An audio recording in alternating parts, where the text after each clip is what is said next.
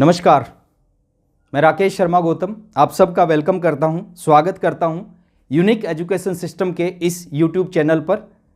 मैं अपनी बात शुरू करने से पहले आप सबसे निवेदन करना चाहूँगा, अगर अभी तक आपने इस चैनल को सब्सक्राइब नहीं किया है तो तुरंत इस चैनल को सब्सक्राइब कर लें। आरसीएम बिजनेस को बहुत बड़ा करने के लिए जिस एजुकेशन की ज़रूरत पड़ेगी, जिस मोटिवेशन की ज़रूरत पड़ेगी, वो सारी की सारी एजुकेशन के वीडियो आपको इस चैनल पर उपलब्ध मिलेंगे। मैं धन्यवाद करना चाहूँगा पूरी यूईएस की टीम का, मैं धन्यवाद करना चाहूँगा पूरी यूईएस मैनेजमेंट का, जिन्होंने मौका दिया आप सभी से बात करने का। मैं जो साथी मेरे को पहली बार सुन रहे हैं, मैं अपना परिचय देता हूँ। मेरा नाम राकेश शर्मा गौतम, जन्म हरियाणा के एक छोटे से गाँव में हुआ, एजुकेशन सरकारी स्कूल में हुई। 10+2 के एग्ज़ाम देने के बाद घर की फाइनेंशियल कंडीशन ज़्यादा अच्छी नहीं थी, तो डिसीजन लिया पढ़ाई के साथ एक पार्ट टाइम जॉब भी करूंगा। पढ़ाई के साथ पार्ट टाइम जॉब की, एक मैजिशियन के साथ 1500 रुपये महीने की असिस्टेंट का काम स्टार्ट किया। 2 साल तक पढ़ाई जॉब करते करते वो दिन मेरी ज़िंदगी में आया जब आरसीएम बिजनेस की पहली बार मीटिंग में जाने का मौका मिला, और मैं उस मीटिंग को कभी भूल नहीं सकता। मेरी ज़िंदगी की पहली मीटिंग, उस मीटिंग में गया, 1 घंटा 5 मिनट मीटिंग चली, और उस 1 घंटा 5 मिनट में इस इंडस्ट्री के बारे में, आरसीएम बिजनेस के बारे में, आरसीएम बिजनेस के फ्यूचर के बारे में बहुत कुछ बताया गया। और मैं आज भी, मेरे को वो दिन याद है। उस मीटिंग में बैठने के बाद मैंने एक डिसीजन लिया, वो मेरी ज़िंदगी का सबसे बड़ा डिसीजन था। और कहा जाता है ज़िंदगी के कुछ फैसले मुश्किल होते हैं, लेकिन वही फैसले जीवन को बदल देते हैं। मैंने डिसीजन लिया, आज के बाद मैं ना पढ़ाई करूँगा, ना मैं नौकरी करूँगा, आज के बाद फुल टाइम आरसीएम करूँगा। घर पे आया, अपने पेरेंट्स से बात की, आरसीएम बिजनेस को करना चालू किया। जो शुरुआत में जो चैलेंज आते हैं वो चैलेंज मेरे साथ भी आए। अगर आज से 20 साल पहले की बात करें, उस समय आरसीएम बिजनेस के पास में 2 प्रोडक्ट थे। उस समय कोई पिकअप सेंटर नहीं होता था, कोई प्रोग्राम नहीं होते थे, कोई इनकम के बहुत बड़े एग्जाम्पल नहीं थे। मैंने आरसीएम करना चालू किया। शुरुआत में पहले महीने खूब काम किया, खूब लोगों को बिजनेस बताया। मैक्सिमम लोगों ने सुनने से पहले ही मना कर दिया, बट कुछ लोगों ने ज्वाइन किया, और कुछ लोगों के ज्वाइन करने से 544 रुपये की इनकम आई। दूसरे महीने 704 रुपये की इनकम आई। कुछ महीने आरसीएम करने के बाद में कुछ ट्रेनिंग्स को अटेंड करने का मौका मिला, और जिस भी ट्रेनिंग में मैं गया, हर ट्रेनर ने एक ही चीज़ बोली, अगर इस बिज़नेस में कामयाब होना है, इस इंडस्ट्री में बहुत आगे जाना है, तो आपको इस बिज़नेस को सीखना पड़ेगा। बिना सीखे इस बिज़नेस में बड़ी कामयाबी नहीं मिल सकती। और वही चीज़ दिमाग में घुस गई कि सीखने से ही बड़ी कामयाबी मिलेगी। सीखना चालू किया, करना चालू किया। पहले साल खूब काम किया, खूब मेहनत की। पहले साल में केवल इस बिज़नेस से 16,000 रुपये आए। दूसरे साल फिर खूब काम किया, खूब सीखा, खूब मेहनत की। दूसरे साल में इस बिज़नेस से 65,000 रुपये आए। ये 2 साल की मेहनत, उस 2 साल की मेहनत का रिजल्ट मिला 2.5वें साल में। 2.5 साल जब मेरे को इस बिज़नेस को करते हुए, तो मैं आरसीएम का रॉयल्टी अचीवर बना। मैं आप सबको एक ही चीज़ कहूँगा, 2.5 साल तक मैंने 2 ही काम किए, इस बिज़नेस को सीखा और इस बिज़नेस को नहीं छोड़ा।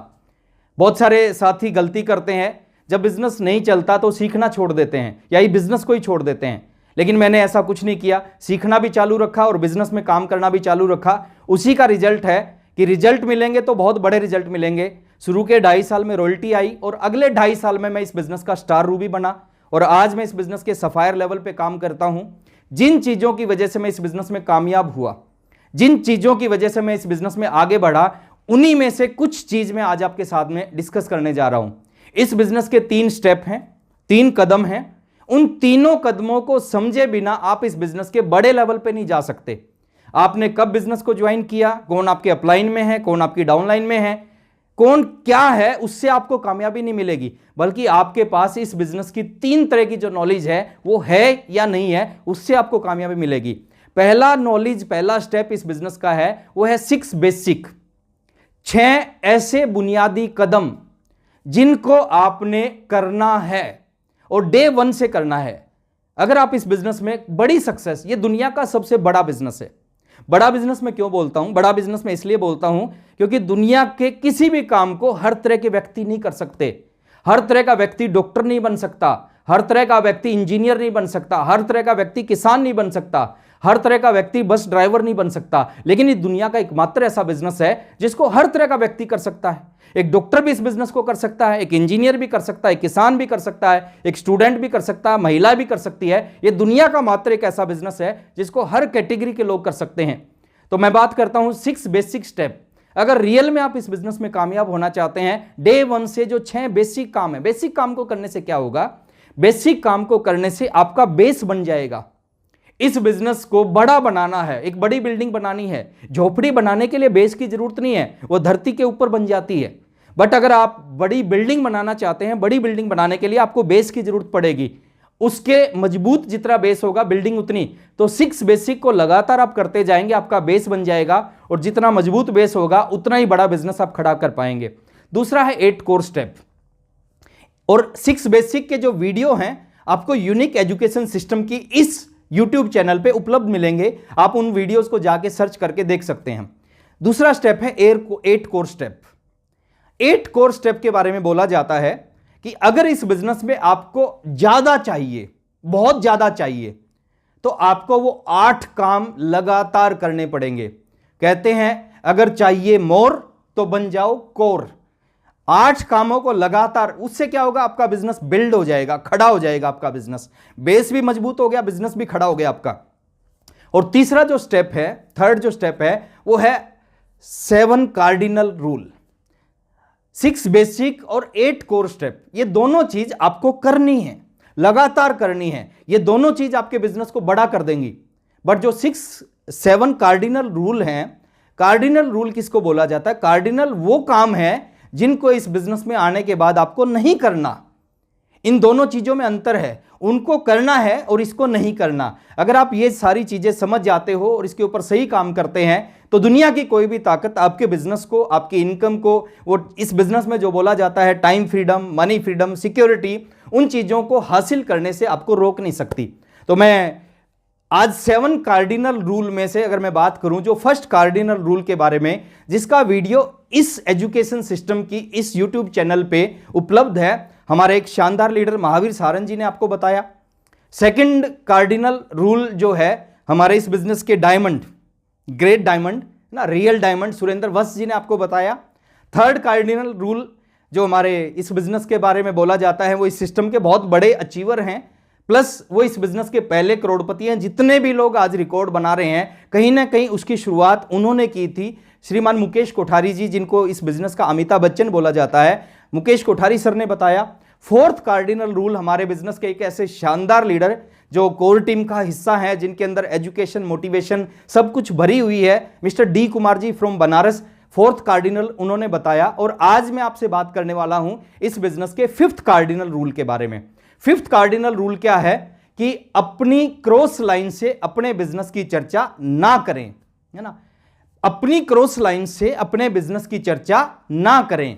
अब यहां पे क्रॉस लाइन के मायने में थोड़ा सा आपको बताना चाहूंगा। क्रॉस लाइन के मायने क्या हैं, क्रॉस लाइन का मतलब क्या है? क्रॉस लाइन, 3 तरह के लोगों का संबंध आपसे रहेगा इस बिजनेस में। पहला रहेगा आपके अपलाइन से, जो लोग आपके अपलाइन में, अपलाइन में भी 2 तरह के लोग होते हैं। कुछ होते हैं डेड अपलाइन, जो ज्वाइन आपके ऊपर तो हैं बट इस बिजनेस में एक्टिव नहीं है, वो डेड डिस्ट्रीब्यूटर हैं, उनसे आपका संबंध नहीं होना चाहिए। अपलाइन का मतलब होता है 2 कैटेगरी, दो खूबियां उसके अंदर, वो एक्टिव और ग्रोइंग होना चाहिए। 2 क्राइटेरिया का वो अपलाइन होता है, वो एक्टिव भी होना चाहिए, ग्रोइंग भी होना चाहिए। तो फर्स्ट है आपके अपलाइन। अपलाइन से आपका जिंदगी भर का रिलेशन रहेगा। और अपलाइन के बारे में एक चीज बोली जाती है, 3 चीजों का ख्याल रखना चाहिए जब भी अपलाइन का नाम आए। जो भी एक्टिव ग्रोइंग अपलाइन से आप बात करना चाह रहे हैं, 3 चीज हमेशा ध्यान रखें। पहली चीज, जो फर्स्ट स्टेप है अपलाइन में, हमेशा रिगार्ड करें, रिस्पेक्ट करें और दिल से रिस्पेक्ट करें। यहां से ना करें, यहां से करें, है ना। बहुत सारे लोग यहां से करते हैं, यहां से नहीं करते, है ना। तो मैं कहता हूं यहां से उस अपलाइन का कोई ना कोई रोल उसका जरूर है आपके बिजनेस में। और एक चीज बोली जाती है, इस बिजनेस में बड़ी कामयाबी आपको अपलाइन की वजह से, 90% जो आपका बिजनेस चलेगा वो अपलाइन की वजह से चलेगा। 10% बिजनेस आपका अपनी वजह से और डाउनलाइन की वजह से चल सकता है। तो अपलाइन का रिस्पेक्ट करें, आप उनकी बातों को फॉलो करें, जो भी आपको गाइड करें। देखिए, कोई भी अच्छा अपलाइन है आपको कभी गलत गाइड कर ही नहीं सकता। आपके हित में उसका हित जुड़ा हुआ है। आपका भला होगा उसका भला होगा, आपका बुरा होगा उसका बुरा होगा। तो कोई भी अच्छा अपलाइन आपका कभी बुरा नहीं चाहेगा। आप अपलाइन की बातों को फॉलो करें, मौका मिले काउंसलिंग का काउंसलिंग कराएं। और सबसे बड़ी जो चीज मैं आपको बताने जा रहा हूं अपलाइन को लेके, कोई भी चीज अपलाइन से कभी मत छुपाएं। हर चीज अपलाइन के सामने आप डिस्कस करें। आपका वर्किंग का तरीका क्या है, आपकी सोच क्या है, आप कितना टाइम इस बिजनेस में देते हैं, आप क्या अचीव करना चाहते हैं। कहते हैं डॉक्टर से, वकील से और अपलाइन से कभी कुछ नहीं छुपाना चाहिए। तो अपलाइन से आपको कभी कुछ नहीं छुपाना चाहिए, क्योंकि अपलाइन एक ऐसा व्यक्ति होता है जो आपको इस बिजनेस में वहां पहुंचा सकता है जहां पे इस बिजनेस में आप पहुंचना चाहते हैं। तो अपलाइन के साथ आपका रिलेशन बहुत अच्छा होना चाहिए। सेकंड होता है आपकी डाउनलाइन। डाउनलाइन जो लोग आपके नीचे हैं, वहां पे आपको एक छोटा सा काम करना चाहिए। डाउनलाइन के साथ भी आपका रिलेशन बहुत अच्छा होना चाहिए। आप उनके लिए सोचें, उनके लिए मेहनत करें, उनके लिए प्लानिंग करें, उनकी हेल्प करें, उनको सिखाएं इस बिजनेस को। और आप कॉमन सेंस का यूज करके जो चीजें उनको बताने की होती है वो चीज अपनी डाउनलाइन के साथ आपको शेयर करनी चाहिए। जैसे फादर और बच्चे का, चाइल्ड एंड फादर का जो रिश्ता होता है, वही इस बिजनेस में, इस इंडस्ट्री में अपलाइन और डाउनलाइन का रिश्ता होता है। तीसरा रिलेशन होता है क्रॉस लाइन। अब कुछ लोग सोचते हैं कि ऊपर वाले भी आ गए, नीचे वाले भी आ गए, ये क्रॉस लाइन कौन है? क्रॉस लाइन कौन होता है? जो आपके ना अपलाइन में होती है ना डाउनलाइन में होती है, वो आपके साइड में, वो आपके अपलाइन की सेकंड लेग हो सकती है, आपके अपलाइन की लेग हो सकती है, या वहां से भी क्रॉस हो सकती है। वहां पर आपका रिलेशन कैसा होना चाहिए। और आज मैं उसी टॉपिक के ऊपर आपसे बात करने आया हूं कि अपलाइन के साथ में रिलेशन, डाउनलाइन के साथ, क्रॉस लाइन के साथ आपका रिलेशन कैसा होना चाहिए। देखिए क्रॉस लाइन क्या होती है? क्रॉस लाइन आपकी हेल्प लाइन होती है। वहां पे एक लाइन होती है जिसको हमें क्रॉस नहीं करना, कभी भी उसको क्रॉस नहीं करना होता, क्योंकि अगर उस लाइन को क्रॉस करेंगे उसका नुकसान हमें भुगतना पड़ेगा। रेड लाइट को जंप करने से चालान आएगा, ये नियम है सर, ये रूल है, इस रूल को आप नहीं ब्रेक कर सकते। ऐसे ही क्रॉस लाइन का रूल है, नियम है कि आप क्रॉस लाइन के साथ एक संबंध होने चाहिए, पॉजिटिव संबंध होने चाहिए। लेकिन वत्स साहब बताते हैं वो संबंध इतने गहरे नहीं होने चाहिए कि आप उनके ड्राइंग रूम में जाके बैठे और वो आपके ड्राइंग रूम में जाके बैठे। और ये रूल जिंदगी भर लागू रहेगा। इस रूल को कभी बदला नहीं जा सकता, कभी चेंज नहीं किया जा सकता इस रूल को। तो मैं आपको यही बताना चाहूंगा, जो आपके क्रॉस लाइन के साथ जो रिलेशन है ना, वो रिलेशन एक लिमिट में होने चाहिए। आप कभी भी क्रॉस लाइन मिलती हैं, फंक्शनों में मिलती हैं, आप पॉजिटिव बात करें। इसमें लेके 3 पॉइंट मैं आपके साथ में डिस्कस करना चाहता हूं। पहला point, number 1 point, cross line के साथ में जो आपका रिलेशन है वो अच्छे फ्रेंड वाला रिलेशन होना चाहिए। आप हमेशा उसके बारे में अच्छा अच्छा सोचें। देखिए नेचर का एक नियम है, आप किसी भी व्यक्ति के बारे में जैसा सोचते हैं वैसा ही जवाब उसका मिलता है। वत्स साहब एक स्टोरी सुनाते हैं, स्टोरी मैं आपके साथ में शेयर करता हूं। एक राजा थे, वो राजा यंग थे, और जितने भी उनके राज्य में जो बुजुर्ग लोग थे, बूढ़े लोग थे, उनके बारे में वो ज़्यादा अच्छा नहीं सोचते थे। वो कहते थे कि ये जो बूढ़े लोग हैं ये बोझ होते हैं, ये कोई काम नहीं करते, ये क्या खाली खाते रहते हैं, और ये पूरे हमारे राज्य का बहुत सारा अनाज खाते हैं, बोझ है हमारे राज्य पे। तो एक दिन राजा अपना भेष बदल के गए और उनको देखा कि यार ये बूढ़े लोग मेरे बारे में क्या सोचते हैं, मैं तो उनके बारे में ऐसा सोचता हूँ। तो भेष बदल के गए तो किसी बूढ़े व्यक्ति से पूछा कि बाबा जो आपके राजा हैं वो कैसे हैं? तो उन्होंने कहा यार बड़ा निकम्मा राजा है ना, कुछ नहीं करता, सारा दिन अपने राज्य में बैठा रहता है ना, जो हमारे लिए करना चाहिए वो नहीं करता, बहुत ही बकवास बेकार राजा है। दूसरे से पूछा, उसने भी कुछ इसी तरह का रिप्लाई किया। तीसरे ने पूछा, उसको भी कुछ इसी तरह का रिप्लाई किया। उस राजा ने सोचा, वो राजा की जो सोच थी वो जवान लोगों के बारे में बहुत अच्छी थी। वो कहते हैं जो यंग लोग होते हैं ना वो बहुत अच्छे होते हैं, वो बहुत मेहनत करते हैं, बहुत काम करते हैं, राज्य को आगे बढ़ाने के लिए राज्य की सुरक्षा करते हैं, यहाँ पे नौकरी करते हैं हमारे यहाँ पे। तो उसने किसी यंग व्यक्ति से पूछा भेष बदल के, आपके राजा कैसे हैं? तो राजा, उस यंग व्यक्ति ने कहा कि बहुत सुपर राजा हैं, उससे अच्छा राजा हो ही नहीं सकता, बहुत केयर करते हैं, बहुत हमारा ध्यान रखते हैं, ख्याल रखते हैं, बहुत अच्छी तनख्वाह देते हैं, हमारा घर उनकी वजह से चलता है।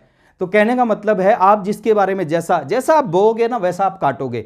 अगर हम जैसा बोएंगे, आप किसी क्रॉस लाइन के बारे में अच्छी चीज बोलते हैं उनकी टीम को या अच्छा सोचते हैं तो डेफिनेटली वहां से भी यही चीज आएगा। अगर उनके बारे में उल्टा सोचते हैं, वो आपकी हेल्पलाइन है, आपके बिजनेस को आगे बढ़ा सकते हैं। दूसरी चीज मैं बात करता हूं क्रॉस लाइन के बारे में। दूसरी चीज है क्रॉस लाइन का जो रिलेशन है ना, उस रिलेशन को आपने एक लिमिट के अंदर रखना है।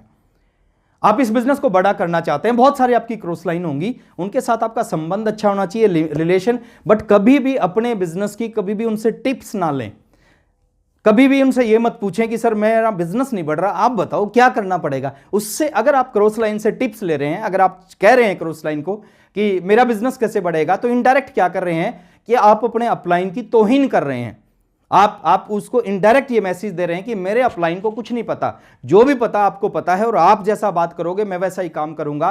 तो इनडायरेक्ट, देखिए इस बिजनेस, ये डुप्लीकेशन का बिजनेस है, जैसा आप करेंगे डायरेक्ट इनडायरेक्ट जो भी आप करेंगे वही चीज आने वाले समय में आपकी टीम करने लगेगी। अगर आप क्रॉस लाइनों से टिप्स लेके अपने बिजनेस को बड़ा करेंगे तो आने वाले समय में आपकी टीम भी क्रॉस लाइन से टिप्स लेके अपने बिजनेस को बड़ा करने का प्रयास करेगी। तो दूसरी चीज है, आप कभी भी आप क्रॉस लाइन से टिप ना लें। और तीसरी चीज है, कभी भी अपने बिजनेस की क्रॉस लाइन से चर्चा ना करें। कभी भी अपने बिजनेस की क्रॉस लाइन से चर्चा ना करें। आपका बिजनेस कितना है, आपकी इनकम कितनी है, आपकी टीम में किस लीडर का क्या बिजनेस है, कभी भी उसकी चर्चा ना करें। अगर गलती से कोई क्रॉस लाइन आपसे पूछता है कि आपका बिजनेस कितना है, तो आप उसको बोलो कि सर ये थोड़ा सा सेंसिटिव सा विषय है और अपलाइन आदेश नहीं देते, अपलाइन इस चीज के लिए परमिट नहीं करते कि हम अपने बिजनेस का अपलाइन के सिवा किसी से चर्चा करें। तो इसलिए सॉरी सर, इस चीज के ऊपर मैं आपसे बात नहीं कर पाऊंगा। और उसको बड़ी विनम्रता से, बड़ी अच्छे तरीके से आपको उसको ये बात बतानी चाहिए, क्योंकि अगर आपसे कोई क्रॉस लाइन पूछ रहा है तो समझो उनका जो मानसिक स्तर है वो बहुत ज्यादा बड़ा नहीं है। तो क्रॉस लाइन से कभी भी बिजनेस की चर्चा नहीं करनी चाहिए। और कभी पूछता है, उससे नुकसान क्या होगा, उससे दो नुकसान होंगे। अगर आप किसी क्रॉस लाइन से पूछ रहे हैं कि आपका बिजनेस कितना है और उसका बिजनेस आपसे ज्यादा बड़ा है, तो कहीं ना कहीं आपके अंदर एक निराशा आएगी। निराशा क्यों आएगी? आपको लगेगा मैं भी काम करता हूं, ये भी काम करते हैं, लेकिन मेरा जो बिजनेस है इनसे कई गुना ज्यादा, मेरा बिजनेस कई गुना, इनका बिजनेस मेरे से कई गुना ज्यादा है। तो कहीं ना कहीं आपके अंदर निराशा आएगी। बिजनेस कम होगा तो आपको लगेगा किसी का नहीं चल रहा, तो आपकी स्पीड भी कम हो जाएगी। तो मैं यही कहना चाहूंगा सर आपको कि किसी भी क्रॉस लाइन से बिजनेस की चर्चा ना करें। आखिर में मैं यही कहना चाहता हूं सर, इस बिजनेस की जो 7 कार्डिनल रूल का 5वां कार्डिनल रूल ये है, और आगे जो कार्डिनल रूल आएंगे वो आपके अपलाइन के द्वारा आपको बता दिए जाएंगे। लास्ट में इस बिजनेस की जो एजुकेशन है वो एजुकेशन आपको आगे बढ़ाती है, इस बिजनेस का मोटिवेशन आपको आगे बढ़ाता है। बहुत बड़ी संभावनाएं हैं अभी हिंदुस्तान में आरसीएम बिजनेस को लेके, नेटवर्क मार्केटिंग को लेके, इस पूरी इंडस्ट्री को लेके, और आने वाले समय में वो सारी चीज़ें इस इंडस्ट्री में आपको मिलने वाली हैं जिनके लिए आप इस इंडस्ट्री में काम करते हो। बहुत अच्छा लगा आप सबसे मिलके, और बार बार जब भी मौका मिलेगा मैं आपसे मिलता रहूँगा, बातचीत करता रहूँगा। और